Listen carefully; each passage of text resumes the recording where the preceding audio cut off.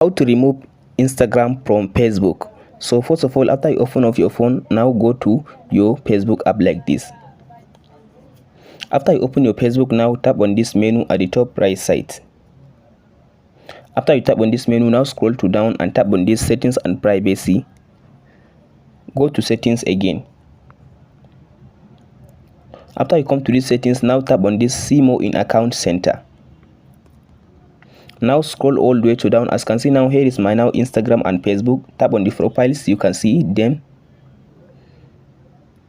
So as you can see, now here is my Facebook account and here is my Instagram account. So to remove the Instagram account, tap on this back arrow, go back and scroll all the way to down and tap on this where it says accounts, this one, last option.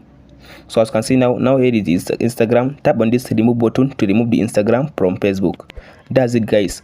Hope this video helps you out. Don't forget to like and subscribe. If you have any question, please let me know in the comment section below. Thank you for watching, guys.